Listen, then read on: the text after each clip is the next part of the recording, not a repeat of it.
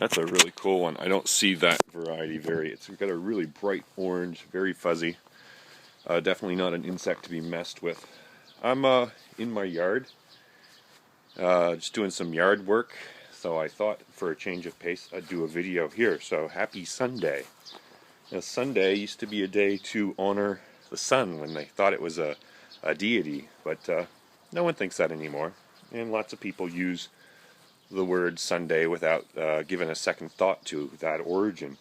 Lots of people, say a lot of things that have origins that we would trace back to a spiritual tradition without batting an eye.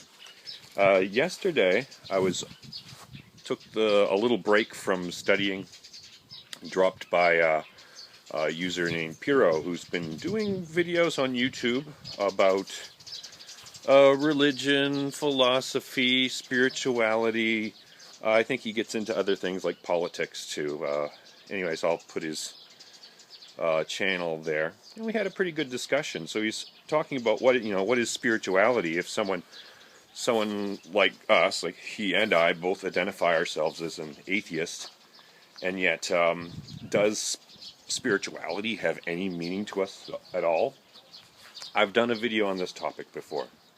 Talking about spirituality. It occurred to me because after I stopped being a Christian for about 5 years, I shared this story yesterday. It took about 6 months. I was quite depressed, actually. I went into a depression for about 6 months, and then there was an evening. I was by a pond, and I was, doing nature watching sort of stuff, which was one of my only pleasures at that time. And the sun was getting low, and the sky was just starting to change, and the birds, the late evening birds, the red-winged blackbirds were starting to give way to thrushes. And, it just hit me that the mystery of my existence was extraordinary. And I couldn't help, and very organically, it's not like it was a contrived moment. It was completely natural and organic, and it had this elation. And I guess, some people would use awe. And it occurred to me, probably more later than at the time, but it occurred to me that that was very similar to the sort of feeling that I would get, say, at a large convention, Christian convention, where everyone's usually at the end of the convention, where you had a really good speaker give its keynote address, and now everyone's a little bit glassy-eyed and singing, and everyone feels this wonderful feeling. And, everyone's reflecting on their relationship with God and so forth. And I noticed there's a similarity there. So I don't know if we could really completely disown... Oh, it's a wonderful black swallowtail. I don't know if we can really completely disown this idea of spirituality. Now, of course, I don't think it's supernatural anymore.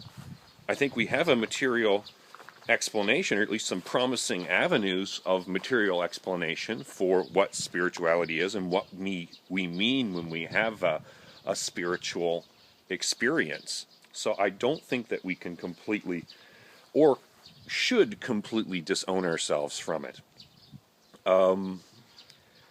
But I noticed today, Gary in Mendham, who's a longtime YouTube user as well and video maker, he took exception to that. And I'd just like to ask him, does it make sense that language changes, and at some point there may be those little connotations that we're not comfortable with, but at some point spirituality could mean something completely different that's completely detached from its supernatural origins, in the same way that, happy Sunday, I don't expect you're going to be worshiping the sun today, and when I say goodbye, I think that's going to be pretty thoroughly detached from its